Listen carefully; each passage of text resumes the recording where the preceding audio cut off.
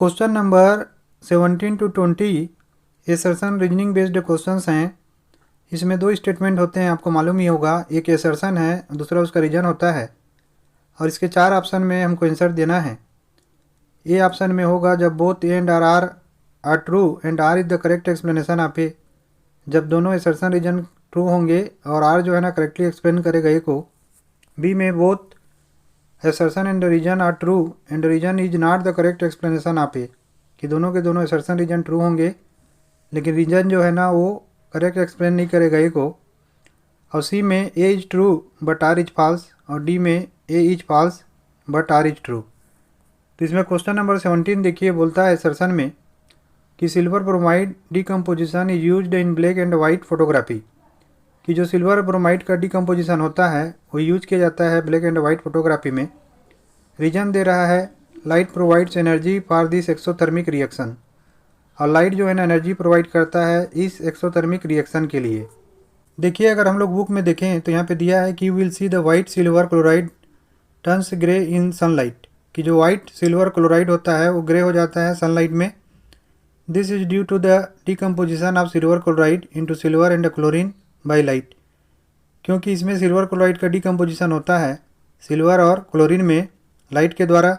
जैसे कि यहाँ पे देख रहे हैं आपकी 2AgCl, फिर इसके बाद सनलाइट है, फिर 2Ag और Cl2 बन रहा है, माने सिल्वर क्लोराइड सिल्वर और क्लोरीन में सनलाइट के कारण कन्वर्ट हो जा रहा है। के आगे देखिए लिखा है कि silver bromide also behaves in the same way, कि जो सिल्वर ब्रोमाइड होता है ना वो भी इसी टाइप का बिहेव करता है। इस रिएक्शन में हम लोग अच्छे से समझ पा रहे हैं कि यहाँ पे देखिए सिल्वर ब्रोमाइड जो है सनलाइट के प्रेजेंस में सिल्वर में और ब्रोमीन में ये कन्वर्ट हो रहा है। साथ ही साथ नीचे में जो दिया हुआ है जो हमारे क्वेश्चन के पॉइंट ऑफ व्यू से बहुत इंपॉर्टेंट है कि the above reactions are used in black and white photography. तो जो रिएक्शंस है वो यूज किया जाता है ब्लैक एंड वाइट फोटोग्राफी में, लेकिन यहाँ पे नहीं दिया है ना कि ये एक्सोथर्मिक रिएक्शन है करके, मतलब ये रिएक्शन एक्सोथर्मिक नहीं है, बल्कि यहाँ पे नीचे में उल्टा दिया हुआ है कि reactions in which energy absorbed are known as endothermic reactions. और इसी में इसको समझाया है कि we have seen that the decomposition reactions require energy either in the form of heat light और electricity for breaking down the reactants. तो basically क्या है, ये इंडोथर्मिक रिएक्शंस है, लेकिन रीजन में क्या बता रहा है वो एक्सोथर्मिक रिएक्शंस बता रहा है। इसीलिए ये जो इसका रीजन है वो गलत होगा और असर्शन इसका ट्रू होगा।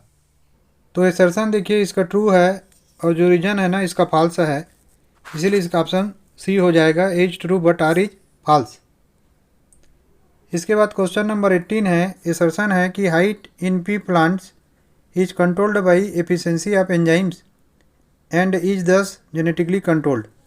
जो हाइट होता है पी प्लांट में वो एंजाइम के एफिशिएंसी से कंट्रोल होता है, और इसी कारण से ये जो है ना जेनेटिकली कंट्रोल्ड होता है, क्योंकि कितना एंजाइम या हार्मोन सेक्रेट करेगा वो जेनेटिकली रहता है हर पी प्लांट में। रीजन बता रहा है कि cellular DNA is the information source for making proteins in the cell, कि जो सेलुलर डीएनए होता है वो एक इन्फॉर्मेशन सोर्स होता है सेल के अंदर में, जिसके कारण वो प्रोटीन्स बना पाता है।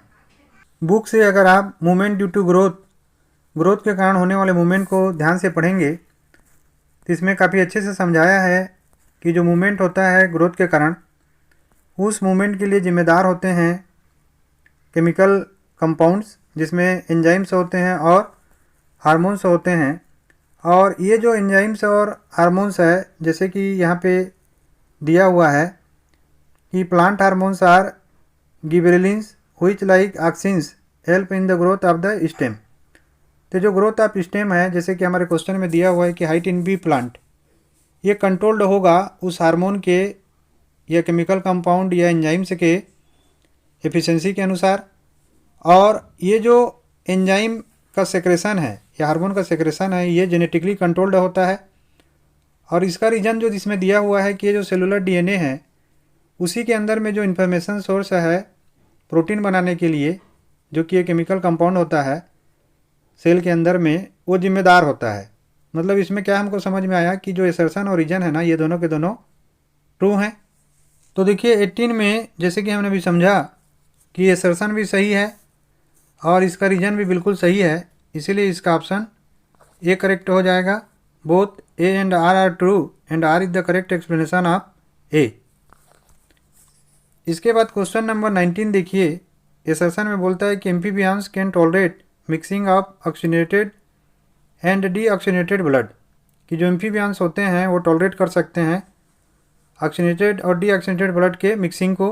रीजन बता रहा है कि amphibians are animals with 2 chambered heart, कि एम्फीबियंस ऐसे एनिमल्स होते हैं जिनमें 2 चैम्बर्ड हार्ट होता है। देखिए बुक में काफ़ी अच्छे समझाया है कि the separation of the right side and the left side of the heart is useful to keep oxygenated and deoxygenated blood from mixing. Such separation allows a highly efficient supply of oxygen to the body. This is useful in animals that have high energy needs, such as birds and mammals, which constantly use energy to maintain their body temperature. In animals that do not use energy for this purpose, the body temperature depends on the temperature in the environment. Such animals like amphibians or many reptiles have 3 chambered hearts. तो देखिए यहाँ पे क्या हमने पढ़ा कि 3 chambered heart होता है एम्फीबियंस का, जबकि क्वेश्चन में दिया हुआ है कि amphibians are animals with 2 chambered heart. तो इसका रीजन जो है ना वो इनकरेक्ट हो गया, लेकिन इसका एसर्शन जो है ना वो बिल्कुल करेक्ट है, क्योंकि आगे इसी में लिखता है and tolerate some mixing of oxygenated in deoxygenated blood streams. तो जो एसर्शन में दिया हुआ इसी को दिया हुआ है कि एम्फीबियंस जो है ना टॉलरेट कर सकते हैं मिक्सिंग ऑफ ऑक्सीजनेटेड और डीऑक्सीजनेटेड ब्लड को। ठीक है, तो इसका मतलब क्या हो गया कि इसमें जो एसर्शन है वो ट्रू है, लेकिन रीजन जो है ना वो फॉल्स है। अब देखिए 19 का क्या हो जाएगा, ऑप्शन सी हो जाएगा, जिसमें A is true but R is false. अब क्वेश्चन नंबर 20 देखिए, एसर्शन है can freely suspending a current carrying solenoid it comes to rest in geographical north south direction, कि एक फ्रीली बिना किसी में बंधा हुआ करंट कैरिंग सोलेनाइड जो है ना वो झूल रहा है, सस्पेंड हो रहा है। जब ये रेस्ट पे आता है तो इसका डायरेक्शन जो है ना जियोग्राफिकल नॉर्थ साउथ डायरेक्शन होता है। रीजन बता रहा है one end of current carrying straight solenoid behaves as a north pole and the other end as a south pole just like a bar magnet. इसका reason ये है कि जो करंट कैरिंग स्ट्रेट सोलेनाइड है उसका एक भाग, एक किनारा जो है एक इंड, वो नॉर्थ पोल की तरह बिहेव करता है, जबकि दूसरा जो किनारा है या इंड है वो साउथ पोल की तरह बिहेव करता है, बिल्कुल एक बार मैग्नेट की तरह। तो 20 में आंसर हो जाएगा ऑप्शन ए, है ना। ऑप्शन ए में होगा कि both assertion and reason are true and reason is the correct explanation of A.